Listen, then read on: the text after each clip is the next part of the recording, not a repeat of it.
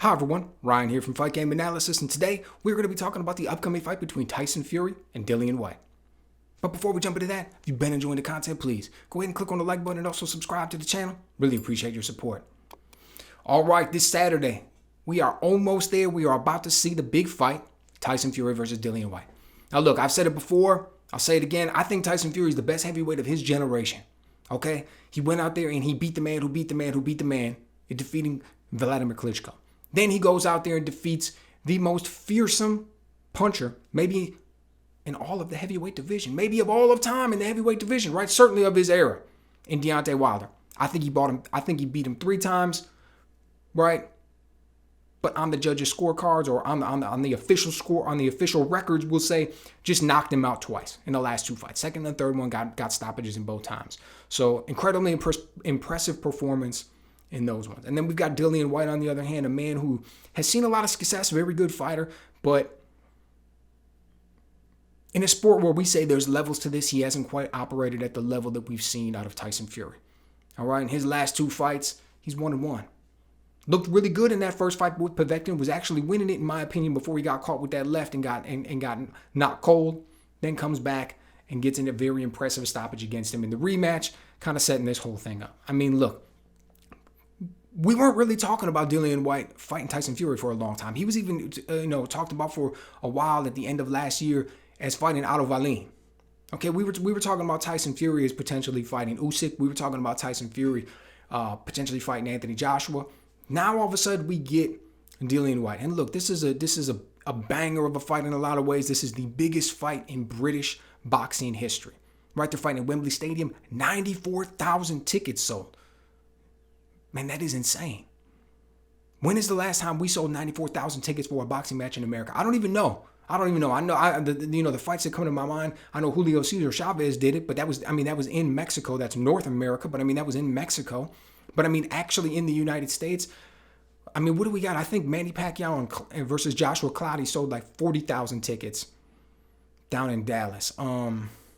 Or maybe that was Margarito when he fought, Pacquiao fought Margarito. I'm not sure. I'd have to check and see what Errol Spence did last week against Ugas. That seemed like a pretty big fight down there in Dallas. I know he does. He's a big draw. Maybe that one did. I know that didn't do anywhere near 94,000, but I'm interested to see, what that did because that was probably relatively big. You look at casinos out in Vegas. These guys are selling out of what, like 18,000 maybe, some of them 10,000, other ones 12,000. Like, they're not that big of venues. They're not doing that many tickets. The majority of these big numbers that you're seeing are coming in via pay-per-view. So 94,000 tickets for this fight, man. This is absolutely through the roof. Okay, so as I mentioned, I've got Tyson Fury in my mind, as he goes into this fight, he's the best heavyweight of his generation, right? He's proven that off of what he's done in the past. Now, one of the things that I was worried about coming into this one was what his mindset was going to be, where his mental state was going to be. He's been very upfront and very open with everybody about him having mental health issues in the past, right? Blowing up in weight over 300 pounds, drinking, doing drugs, but contemplating these thoughts of suicide and speeding the car down the road and potentially at the last minute stopping it. All of these things we saw. Then he comes up, then he makes his comeback. Very impressive in what we've seen in his performances since then, right?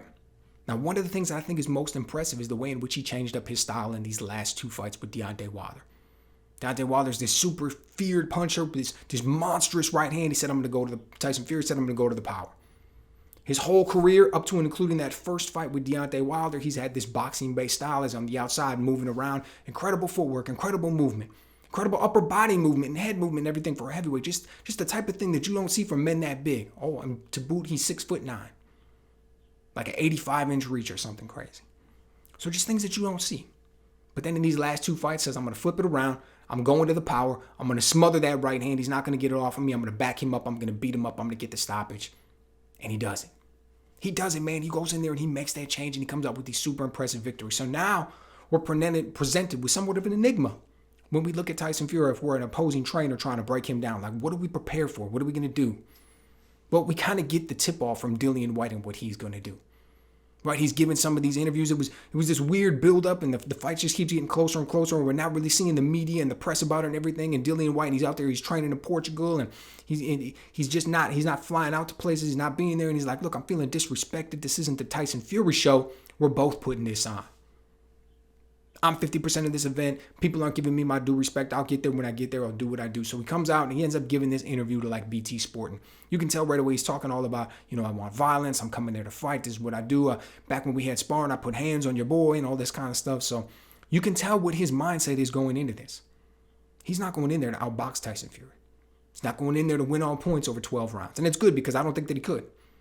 What's he going to do? He says he's going to go out there and win with the jab. I'm going to out-jab Tyson Fury for 12 rounds. Land some good right hands to the body, but basically I'm going to work behind the jab and win this fight. Good luck with that. Shorter man, smaller man, typically is very comfortable fighting going backwards. Not going to beat Tyson Fury doing that with the jab. Just not going to happen. If he goes out there, he's going to have to win this fight timing hard right hand counters over the top of Fury's jab, or over maybe smothering Fury's left hook and catching and shooting a right hand that way. Or catching and countering with a right, or catching and countering when Fury shoots a left hook. That's going to be his chance with the right hand. And that's going to have to be a big part of his game plan. And he does it really well. We saw it against Povetkin. We saw it against Rivas. We saw it against a few guys. He's really good with that right hand, shooting that right hand counter. He's going to need to do that against Fury if he's going to be successful. The other thing, he's going to have to go to the body well. He's got the nickname the body snatcher for a reason. He counters, again, beautiful left hooks to the body. Counters with them. And he's going to have to do that. He's going to have to go upstairs with it a little bit, but he's really going to want to have to go downstairs with that. I think he's going to have to try to break down the bigger man. I think the body shots are there for him. And he's got so much power that he's going to have to find the opportunities to make that work. And he's going to have to throw hard power behind that leather, because he's not going to go in there and have a higher work rate than Tyson Fury. He's not going to beat him on points. He's going to have to go in there and try to break him down as much as he can with individual shots and then follow up when he gets that opportunity. Now, Tyson Fury on there, and then I think he's a guy who's got he's the guy who's got more tools in his bag, right? He's a guy with more experience at the top level. He's a guy who's beaten in much more impressive competition, never got starched, right?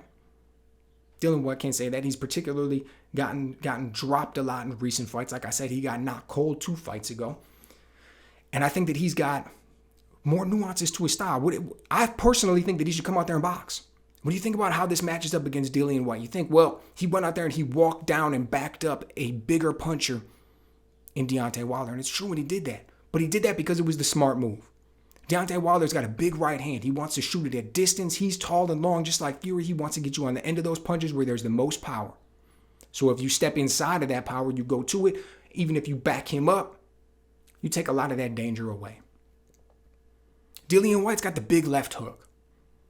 That isn't as long a range of weapon as a right hand, number one. Plus, Dillian Whyte is shorter with a shorter reach. He's like 6'4", 78-inch reach, 77-inch reach, something along those lines. And a hook is a weapon that you're able to get off inside and at shorter distances than you can with the straight right hand. So if you try to smother that, it's going to be much more difficult. He's going to be able to land it on the inside. You're already helping him out in the sense that he wants you to come in. I think Tyson Fury has to fight this one from the outside, man. I think he uses that jab. I think he uses that footwork. I think he uses his control of distance, his upper body movement, the way that he's taller and longer. He can lean back out of the way of shots. And then I think he just peppers him with the jab and the right hand, and he just beats him up from distance.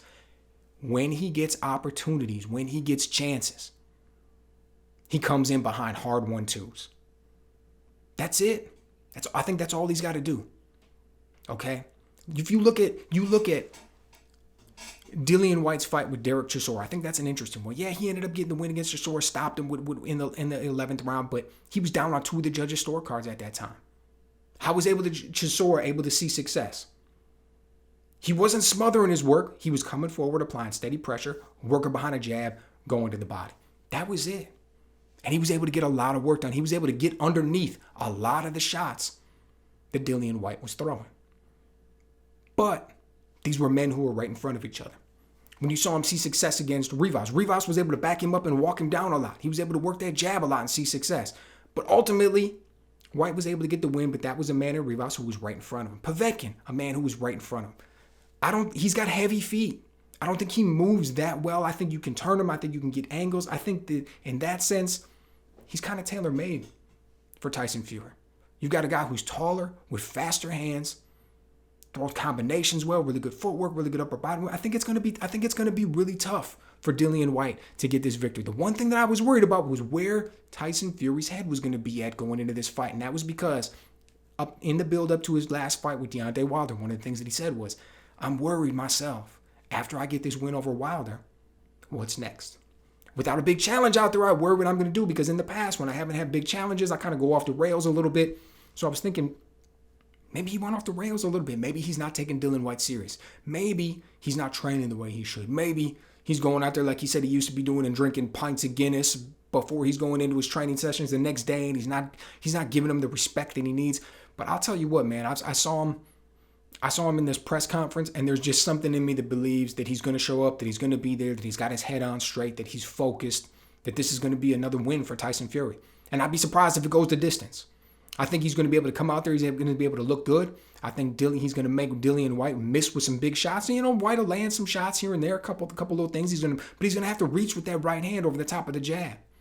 He's going to have to try to reach with that left hook to land his shots, and I don't think it's going to go well for him. I think over the course of 7, 8, 9, 10 rounds, Fury's going to break him down, man.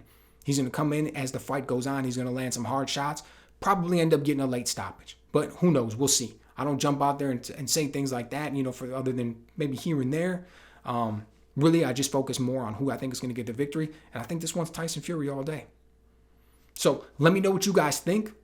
Do you think Tyson Fury is going to be able to pull it out? Do you think he's overlooking it? Do you think Dillian Whyte is just kind of in the right place at the right time? He's got a puncher's chance always, and he's going to find a way to get that shot off. Let me know what you guys think.